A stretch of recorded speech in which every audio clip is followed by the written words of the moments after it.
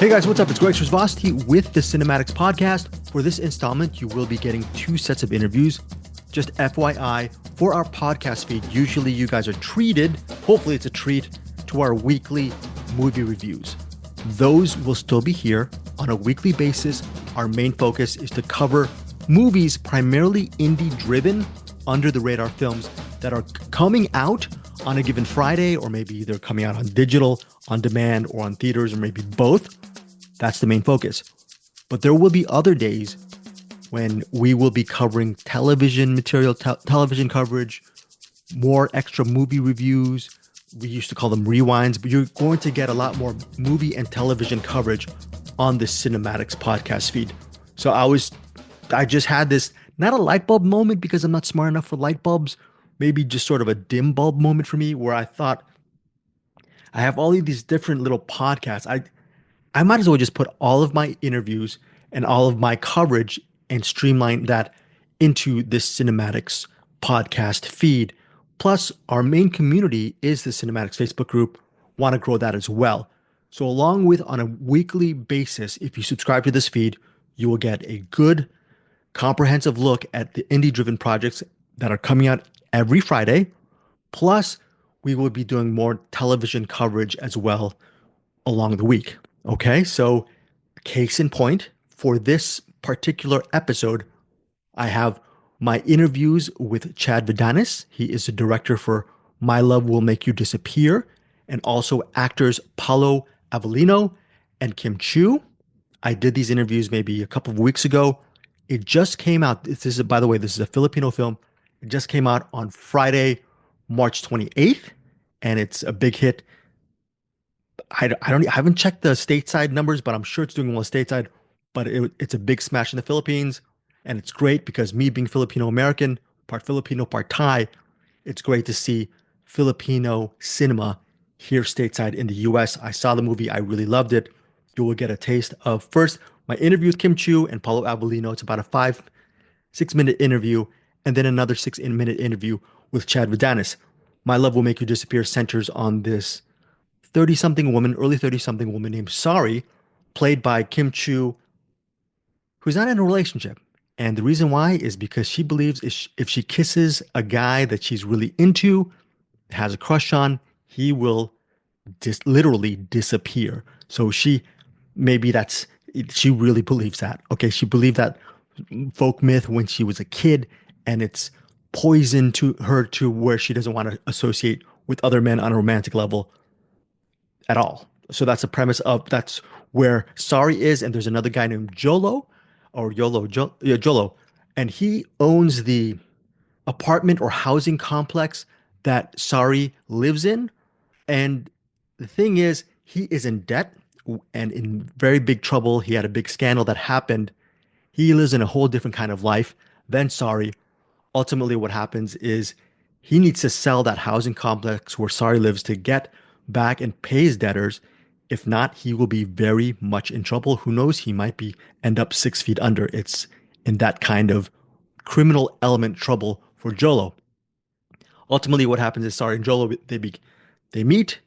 It's not a meet cute, it's a meet dislike. And then as the narrative progresses, you see how their relationship possibly blossoms. I really love this movie. It has a very light, fresh touch to it, but there is an undercurrent of real, honest emotion. There's a great monologue with Chiu towards the middle of the movie about being open and how she approaches life, and it was really touching.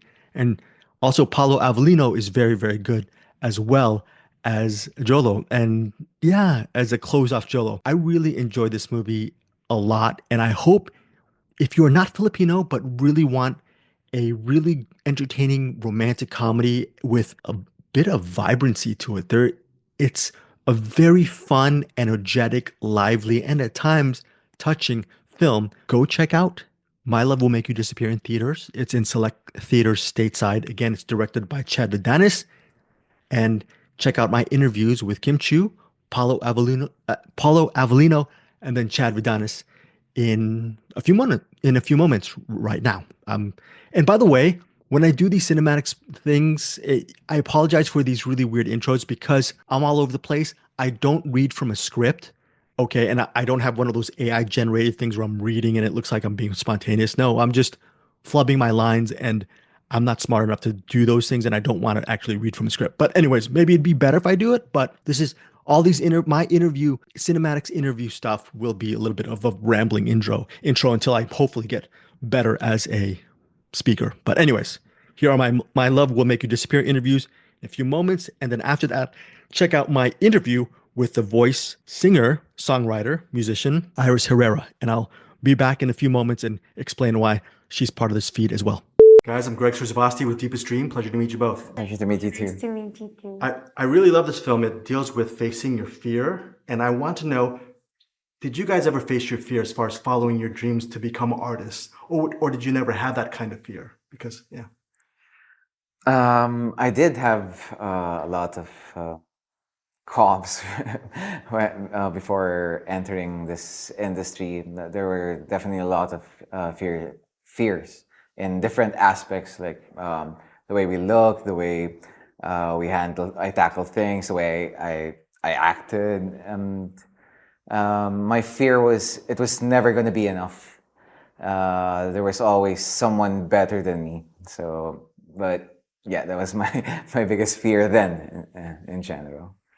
For me, there's always fear in everything that you do. Of course, you're not perfect, or you're not always the super good one out of all the people. But when I started, I fear of being because I came from a Chinese family and it's very conservative one. I'm scared of them not letting me pursue what I really want, which is acting. So I was really scared that time, but I still tried. I still pushed myself and I still followed my dreams and let my fears be behind me. Okay, there's a sequence, without giving too much away, where Sari talks about what she wants in life, and it's such an emotional sequence. How did you get there? And Paulo, what was it like just experiencing that kind of emotion and seeing her just really act the heck out of that scene? For me, that was the hardest part for me, for my character in the entire film. And I was really nervous doing that and waiting for the day for that scene to be shot.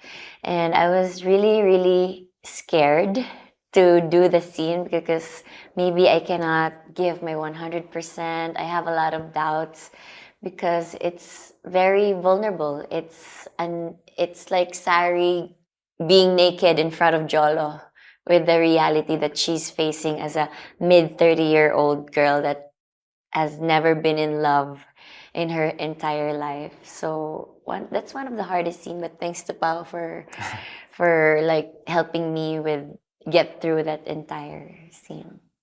Well, I was basically a statue that whole scene. No, we rehearsed it a lot of times, so I heard it several times, and we shot it in different angles. So I basically just listened, and I felt it was sincere, and just reacted to what she was saying. Then, yeah. What is it like to experience the support and the success? And one of the things with this movie, the word friend comes up a lot.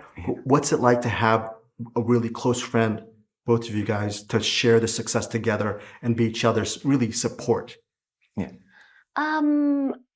For me, going through a lot of things and everything that's happening around you, it is nice to really have someone or a friend that you can share your experience with, especially now that we're doing this third project. I am doing this third project with Paulo, and all the success, all the frustrations, I get to share with him, so I'm not facing it alone. Well, likewise with Kim, but in terms of a friendship, I feel like some people aren't really blessed with a very open family where you could like openly talk about everything under the sun or what you're going through. And sometimes some people are just more open when,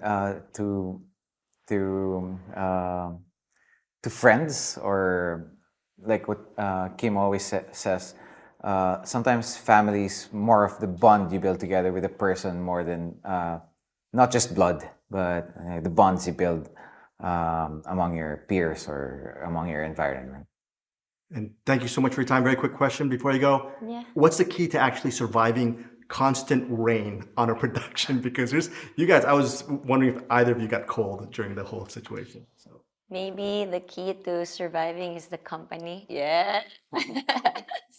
Being with Paulo. So it's very cold, to be honest. It's really cold, and we did a lot of rain scenes and a lot of heavily emotional scenes with the rain. So it's extra hard, but It thanks might not be cold for you guys, but way back in the Philippines, where it's a tropical country, and once you're a bit damp and there's a little wind, you just like freeze and chill. But yeah, sometimes you just have to, like for the emotional scenes, for example, like what Kim was saying, you just have to like sometimes use that environment around you to get to where you're trying to go. really love the film. Thank you guys so much for your time. Thank you, Thank you sir. so much. Hi, Chad. I'm Greg Chuzavasi from Deepest Dream. Pleasure to meet you. Pleasure to meet you, Greg. So first off, your last name pronunciation Vidanes? Yes, Vidanes. Yes. Vidanes. So Chad, in my early 50s and when I was growing up here in the US, I've always wanted Filipino movies to come to the States so I could see my culture. What's it like for you today to actually have your movie playing in North America? It must feel really good for you personally. Yes, I'm so grateful to the support of Star Cinema that we get to share the story of Filipinos to not just Filipinos abroad, but to the world stage. So I'm really, really proud about how Filipinos do their films and how they tackle the issues. So I really, really am so happy that we get to share it with the world. So yeah, great. That's great. A big part of My Love Will Make You Disappear, it talks about how sorry she has a fear of connecting with people because they feel that they're going to disappear. So that's actually a serious issue. Can you talk about facing your own fears as a child and wanting to direct? Were you ever nervous about following this path, or did you completely overcome it and you were not nervous at all? Actually, to be honest, yeah, when I was a kid, I grew up in the industry because my parents are both in the industries.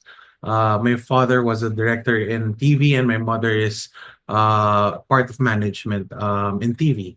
So when growing up, I had the pressure and the fear that if I go into this path as well, I would be compared to my parents. So for a time during college, I tried to veer away from the industry, the entertainment industry, because I had that fear of being compared to my parents. But eventually, I don't know. I had friends from film because I took up the course of multimedia arts for about like 3 years. Then I had friends who were taking filmmaking, digital filmmaking in the same college. So I started to like help with their thesis films. Then I couldn't just stop the feeling that I really the filmmaking called to me. Like I really had fun doing it. It was really I really found my passion. So that's where I all of my fears like subsided. So like I was like I don't care about the pressure anymore. I just want to do my thing. I want to tell my stories. I'll just shoot try my and do my best regardless even if people would compare me to my parents, I'll let my hard work speak for itself. So yeah, that's yeah. Yeah, with My Love Will Make You Disappear and What's Wrong with Secretary Kim, you obviously know what is the magic with Kim and Paulo. What is it like working with them? And in your opinion, what makes them so beloved by millions of people? I think they're just both genuinely passionate about the craft. And like since I've worked with them twice already, we were all in the same age bracket. So I think we're just like a year apart. So I think that's what also set us apart because we had the same sentiments and the same values same thinking, so same wavelength. Yeah, so I think that was a factor, and but for me, the magic of Kim and Paolo, why the audience really loves them, is their undeniable chemistry. Yeah. It's just the way how they look into each other's eyes. Uh, we always say this on set, like the eyes are really windows to the soul. So, and the eyes of Paolo and Kim really can say a lot without saying anything. So I think that's their biggest strength, and they're very, very professional. They're one of, I think they are definitely the most professional actors I've worked with as a director. Yeah. So yeah, I'm really glad that it was them they were my actors in my first feature. Chad, thank you so much for your time. And very quickly, what is your thoughts on the future of Filipino cinema? Because I want more movies coming stateside. What is your, you know what's going on. Are you Yeah. excited about the future of Filipino cinema? Yes, yes. Like I said, like it's time for Philippines to export kilig. And I heard like I talked to Pao one day, like yeah, we discussed that there's no direct what he calls is direct translation of kilig in other parts of the world. So it's just a feeling that Filipinos have that we can't directly explain it, but you can directly show it and make you feel it. So I'm excited for Star Cinema to continue to export Kilig to the world. Yeah. Chad, thank you so much for your time. I really love your film and good luck moving forward. Thank you very much, Greg. I really appreciate it. Okay, guys, so I'm back. This morning I interviewed Iris Herrera. She is currently on Team Kelsey. That's Kelsey Ballerini. I'm sure a lot of you don't know what I'm talking about, and that's my bad because I'm actually not shoehorning. I'm basically introducing my television coverage into the cinematics feed. I'm a huge fan of The Voice. It's currently towards a little bit over the middle season. It's in the, as of this recording, in the knockouts round. And I interviewed this morning a really talented artist named Iris Herrera. It's a very interesting interview, and she's had an interesting journey on The Voice. Initially, she signed up for or auditioned for season 26. She sang that iconic song Gypsy. And even though she sounded like Stevie Nicks, I thought she was going to actually get any kind, like maybe a four-chair turn. I really loved her rendition of Gypsy. And she talks about that experience of not getting into The Voice, but she learned from that and eventually made it on season 27 of The Voice, which is where we are right now. She made it through the blind auditions, through the blinds. She did a rendition of You Are My Sunshine. And then she also made it through the battles, the battle rounds. She actually went up against Team Kelsey fellow member Simone Mariach, and they did a really amazing cover of Lizzie, and not just amazing, very resonant cover of the Lizzie McAlpine. I don't have Google right now, but I'm thinking that's her name. Her, they did a really great rendition of the McAlpine song "Ceilings." So I'll have a link to that amazing rendition "Ceilings" on the show notes, and you can see where I'm coming from. I Earlier in the season I interviewed Simone Mariach, and that was when she made the blinds, and she's also past the battles right now because she was saved after that. That's a lot of different stuff with a voice. But anyways, Iris Herrera is a very talented singer. When you listen to her voice, she has very gravelly, gritty sound, but then she also has some really depth to her voice as well. Okay, so so along with my love for movies, the one big television show I've been watching all season is The Voice, and hopefully, as this cinematics podcast feed expands, my viewing will expand as well. I think later in the week, I will actually put some other television related stuff. But as of right now, Iris Herrera, she actually is in the knockouts and she's facing Angie Ray. I have no idea who wins that knockout version, and I was an idiot. Because the photos of her and Angie Ray showed up on the official NBC press page. I should have asked Iris about working with Angie in the knockouts, or at least allude to it, but I mentioned it very briefly at the end. I should have actually elaborated on that. But overall, the interview is very interesting. It has Iris Herrera talking about all of her stages in The Voice, all the way from Voice season 26 to where she is right now as of The Voice going on, which is the knockouts. The knockouts air in several hours on the East Coast. So I'm putting this podcast out. Hopefully, some of you guys get to listen to this before the Voice knockouts and her knockout against Angie Ray takes place. But yeah, still, even if you listen to it, this is a very evergreen interview because she talks about growing up in a small town and how she actually had the confidence to be a star. John Legend actually, in one of his critiques on positive critiques on Iris Herrera, he called her a star. She has the makings of a star, and she acts like a star, which I do agree with. And then Kelsey Ballerini also mentioned that Iris is a person who really knows how to use her voice. I incorporate those observations into the interview as well. So it's a good interview. It's about 16, 17 minutes. You can learn more about Iris Herrera, and I'll put up a bunch of her social media, where you can find her on social media, and her music as well on the show notes.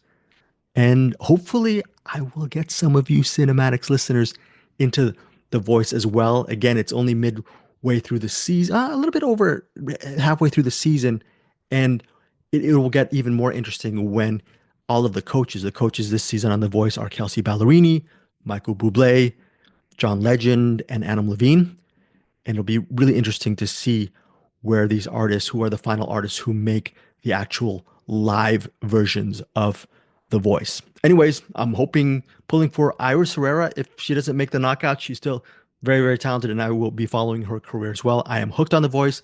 I am hooked on My Love Will Make You Disappear. Hopefully, these will be value-added interviews for you guys. And of course, here is Iris Herrera.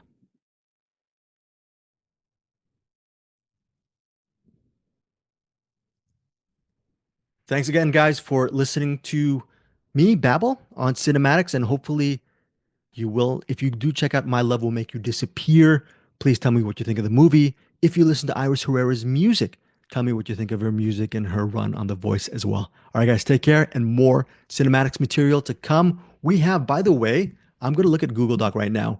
We have a whole bunch of movies this week, at least about 6. Let me just type right now as I drone on and on. What can you guys expect for us to review this week on CinemAddicts? One of them is a movie called, I think it's called Wake Up. Bruce Perky has already seen it. I have not pulled up the Google Doc right now as of yet. It's still generating my... Okay, so Wake Up, that's not just me as a person. I need to wake up, but there's a movie called Wake Up that comes out this week. Bruce has seen it. There's another film called Parvulos, Children of the Apocalypse, which I plan to see. No one has seen it as of yet. Another movie called Eric LaRue. Eric and Bruce have already seen it. There's another movie called When Fall is Coming, and no one has seen that. I'm going to take that one as well. And then last but not least is Hell of a Summer. So we have Hell of a Summer, which Bruce Perky has already seen. When Fall is Coming, Eric LaRue, Wake Up, and Parvulos, Children of the Apocalypse. For Patreon members, expect that show on your Patreon feed Wednesday evening. Other people, CinemAddicts, main listeners, you can expect that main show every Thursday, and that's not going to be different with this week. It'll be on Thursday as well. All right, guys, take care. More CinemAddicts this week. Always hit us up on the CinemAddicts Facebook group if you want to talk to me or Bruce or Eric, or just email us at info@findyourfilms.com. Okay? All right, guys, love you. And yes, follow Iris Herrera's music. And yes, go check out My Love Will Make You Disappear. And yes, I'm leaving now, so you can kick me out. Bye. So I'm with Iris Herrera, Team Kelsey from The Voice. Yes. Pleasure to meet you, Iris. How are you? Nice to meet you. Thank you guys for having me on. I'm fantastic. So first off, I have a little bit of a complaint and a squabble, not towards you, but as far as bolstering you as an artist. Season 26, I listened to Gypsy. I went bleeping crazy, and then I was so PO'd at what happened. Can you talk about just going back, I know that's several steps back, Yeah. but can you just talk about that experience, not on that stage, but the aftermath, seeing people saying exactly what I just said about your performance of Gypsy? Yeah, I think that it was definitely interesting. I was so nervous. I know not to like touch too much on what happened. I was so nervous going into it because I have done Gypsy before at gigs and I've sang Fleetwood Mac many times. And I get that a lot because I've got a lower register and I kind of have that deeper, old tone to my voice. I get that a lot that people are like, you're so similar to her. So even going into it, I was kind of anxious that that was going to be the no. And I think I was so surprised because I think that people thought that I was trying to like impersonate her. And I was like, oh my God, no, I would never step on the queen's toes, never like that. But out like on the flip, the amount of positive feedback was like insane and astronomical. And so all of my worries really were like for nothing because people loved it. And I had a lot of same as you, like people that were like, what the heck? Like, I can't believe it. And I actually know a girl that auditioned for season 27 who has kind of a similar tone as me, who also sang a Fleetwood Mac song who didn't make it through. So I don't know if they have a vendetta against Stevie Nicks or what, but I think they do. That might be part of the voice advice. So a little bit of a backtrack as well. One of my favorite writers is Ernest Hemingway, and what he is he writes very seemingly simple sentences, but they are so complex. And sometimes simplicity can be the hardest thing to do. You Are My Sunshine, gutsy pick during the blinds. It's a seemingly simple song. Can you just talk about your aesthetic on going into that? Because sometimes simplicity is the hardest thing to pull off. Yeah. So after season 26 and doing Gypsy and kind of like taking coach feedback and knowing what I know and working hard, coming home, I really wanted to come in with something that was super meaningful to me because I didn't want to sing a song like Gypsy where I felt like I was like, okay, I've done this a lot. It's old to me. Like I'm comfortable with it. I wanted to do something that was challenging, but also that was gonna like provoke emotion within me so that I could like, energy transfer that out. And I came across Chris Stapleton. They have a version of that song, and I really fell in love with that. I think it really suited my voice. And so we kind of went that direction with like that smoky, deep, like almost country, but like almost blues, just like that really soulful version of it.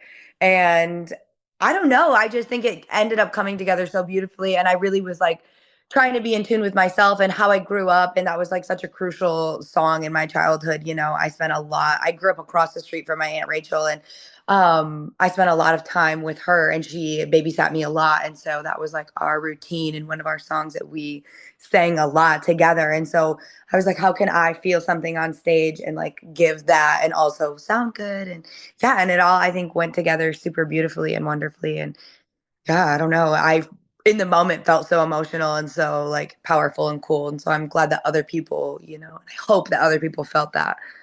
Iris, as an interviewer, I have to stay pretty much unbiased when it comes to interviewing the voice artist. But I will say this is a fact. Ceilings is the track that I have listened to the most this season on The Yes. Voice. I thought how you and Simone actually took that coaching and implemented it Mhm. into the song. Can you just talk about creating Ceilings, the reaction that you received afterwards, and just you guys are a perfect blend, I think. Yeah, so it was the day of film. We actually, were hanging out in the lobby and I saw Simone and we had kind of talked before and we were talking in the morning and I'm like, I don't know, I just have a weird feeling I think we're gonna be partners. And she was like, no, like don't call it, like don't jinx us. I'm like, I don't know, I just have a weird feeling. And then we ended up being partnered together and it was like we were mind blown and I was like, oh my God, we've manifested this and whatever.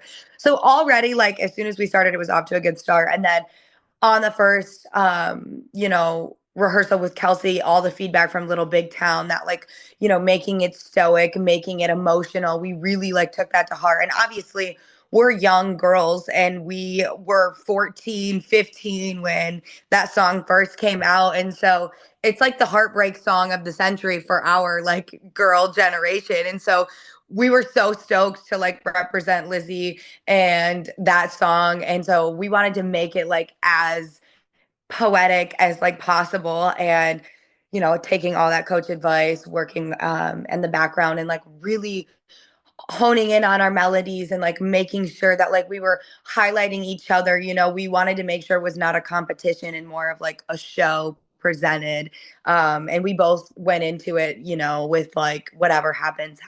Like we wanted either of us to win. We were very like uplifting, and it was really nice to have somebody that like I really truly loved on stage with me. And I'm sure that Simone feels the same way. Like we were both very comfortable together. And I think that made for like a perfect show as well, because you could really feel that, emotion. And yeah. Iris, what do fans like me of The Voice, what don't we see as far as the hard work you guys really put in? I'm assuming that's hours upon hours of perfecting your craft. And what are the things we don't see, basically? Yeah, I mean, there's a lot that goes into it. Obviously, like we have other vocal lessons and timings, but like even outside of that, like I feel like the show does a really good job of like setting everything up for you, but like also you have to do the work.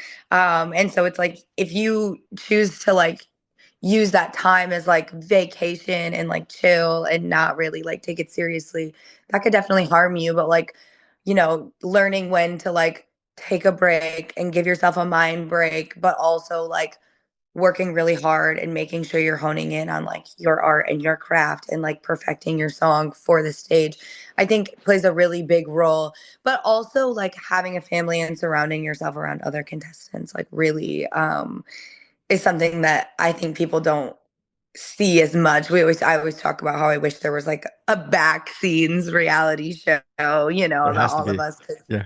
you really do create lifelong friends and family, and having other people that are going through the same thing and other people to like lean on and be like, hey, like how does this sound, or like, hey, like I'm feeling overwhelmed here, or like, hey, like how do you feel, you know what I mean, like having that like circle and support within the show is like phenomenal. And I think that The Voice does a good job of like setting that up Iris, for during us. Yeah, Iris, during the battles, John Legend said that you carry yourself like a star.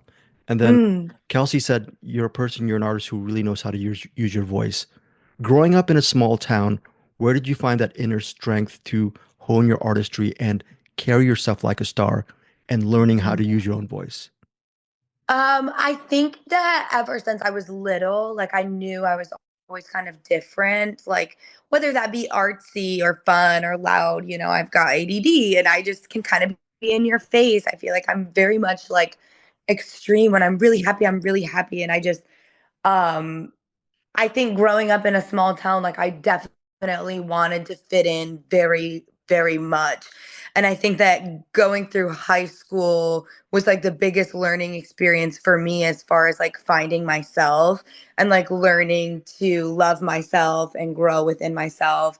I really struggled trying to fit in walls and in boxes that I knew like I had outgrown and didn't really fit in. And um, going through that journey of just life and graduating and being outside of school and like deep diving into like myself as a person, like music and art, like that's what makes me happy. And I remember I used to dress very like dramatically to school, and I was always just like very outgoing and very outspoken and very just like, hi, I'm here, like I'm gonna do this because this is what I like to do, and I don't care if you don't like it, like I just like it. And I think that I have a really wonderful support of like women in my life who constantly are like boosting myself, not self-esteem, but like just as a woman, I think it's really important for us to like speak into our young, daughters and like women out there, and like making sure that, they're known that they are important and that they can do hard things and that they're worthy of like